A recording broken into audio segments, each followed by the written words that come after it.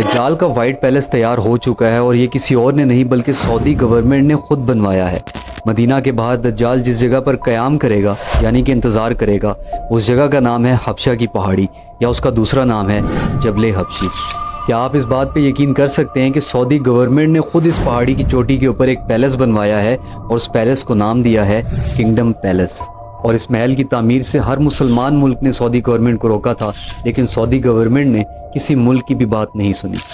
जब से ये महल बना है उस वक्त से लेकर आज तक किसी इंसान को भी इजाज़त नहीं है कि वो उस महल की तरफ भी जा सके, और उस महल की तरफ जाने वाले तमाम रास्तों को बंद कर दिया गया है। लोगों ने इस महल को दज्जाल के महल के नाम से बुलाना शुरू कर दिया है, क्योंकि इस महल की लोकेशन बहुत अजीब सी है और बिल्कुल वही लोकेशन है जिसका जिक्र हदीस में आया है। एक दिन नबी करीम सल्लल्लाहु अलैहि वसल्लम ने लोगों को मुखातिब करते हुए इरशाद फरमाया, यौमे निजात का दिन क्या है? और इस बात को 3 बार दोहराया। लोगों ने पूछा कि आखिर निजात का दिन क्या है, तो इरशाद फरमाया कि दज्जाल आएगा और जबले हबशी की चोटी पर चढ़ जाएगा, मदीना की तरफ देखेगा और अपने साथियों से कहेगा कि क्या तुम ये सफ़ेद महल देख रहे हो? ये अहमद की मस्जिद है। फिर वो मदीना में दाखिल होने वाले हर रास्ते पर जाएगा, लेकिन सब रास्तों पर हाथ में तलवार लिए एक फरिश्ता खड़ा होगा। और फिर मदीना की ज़मीन 3 मरतबा शदीद ज़लज़ले की वजह से कांपेगी और हर मुनाफिक मर्द व औरत उसमें से निकल जाएगा और दज्जाल से जा मिलेगा। ये है निजात का दिन। अब आप खुद इस बात का अंदाज़ा लगा सकते हैं कि उस वाइट कैसल का दज्जाल के साथ कितना गहरा कनेक्शन है। और अब इस अगली हदीस मुबारक को सुनने के बाद आपको ये बात और ज़्यादा क्लियर हो जाएगी कि उस चोटी के ऊपर जो महल बनाया गया है वो दज्जाल के लिए ही है। हज़रत अनस बिन मालिक रज़ियल्लाहु तआला अन्हु से रिवायत है कि नबी करीम सल्लल्लाहु अलैहि वसल्लम ने इरशाद फरमाया कि कोई शहर ऐसा नहीं मिलेगा जिसे दज्जाल पामाल ना करे सिवाय मक्का और मदीना के। इनके हर रास्ते के ऊपर सब बस्ता फरिश्ते खड़े होंगे जो इनकी हिफाजत करेंगे। फिर मदीना की ज़मीन 3 मरतबा कांपेगी, जिससे एक एक काफिर और मुनाफिक को अल्लाह ताला इससे बाहर कर देगा। अब जब दज्जाल को मदीना में दाखिल होने की इजाज़त नहीं होगी तो अपने साथियों के साथ जबले हबशी पर ही रहेगा। क़यामत से पहले जाहिर होने वाली छोटी निशानियां तकरीबन एक के बाद एक करके पूरी होती चली जा रही हैं, और अब ये वाइट कैसल का बनना बिल्कुल सेम उसी जगह पर जहां दज्जाल के आने के बारे में अहादीस में बताया गया है।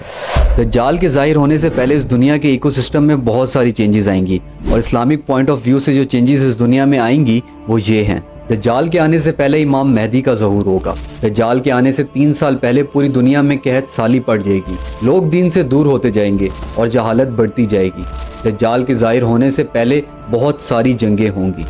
दज्जाल मशरिक से निकलेगा और बड़ी तेज़ी से हर शहर में घुसता जाएगा और बहुत ही कम वक्त के अंदर पूरी दुनिया का चक्कर लगा लेगा, लेकिन मदीना और मक्का के अंदर वो दाखिल नहीं हो सकेगा।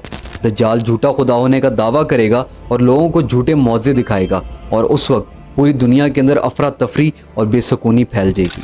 दज्जाल के बारे में बताया गया है कि वो एक जवान मोटा आदमी होगा जिसकी स्किन का कलर ब्राउन होगा, उसका चौड़ा सीना होगा, करली बाल होंगे, उसके माथे पे काफ फे रे काफिर लिखा होगा, उसकी लेफ्ट आंख अंगूर की तरह बाहर को निकली होगी जो खराब होगी।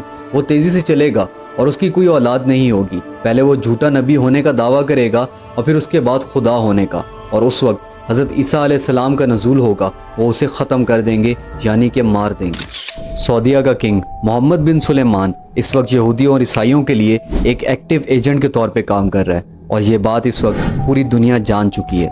उसने क़यामत से पहले ज़ाहिर होने वाली बहुत सारी निशानियों को पूरा करने में यहूदियों का साथ दिया है, और दज्जाल के ज़हूर के लिए भी यहूदियों को पूरी तरह फैसिलिटेट कर रहा है। इस वक्त सऊदी ख़ानदान जो सऊदीया पर हुकूमत कर रहा है, उसको देखकर लगता है कि वो इमाम मेहदी के ज़हूर से बहुत ज़्यादा खौफज़दा है, क्योंकि जब हज़रत इमाम मेहदी का ज़हूर होगा तो इन लोगों से हुकूमत ले ली जाएगी और इमाम मेहदी सऊदीया समेत पूरी दुनिया के मुसलमानों के इमाम बन जाएंगे।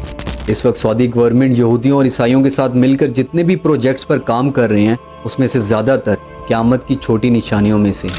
सऊदी गवर्नमेंट को लगता है कि शायद वो ईसाइयों और यहूदियों के साथ मिलकर अपनी हुकूमत को हज़रत इमाम मेहदी से बचा लेंगे, लेकिन ऐसा करना नामुमकिन है। अपना और अपने ईमान का ख्याल रखिएगा। फ़ी अमानिल्लाह।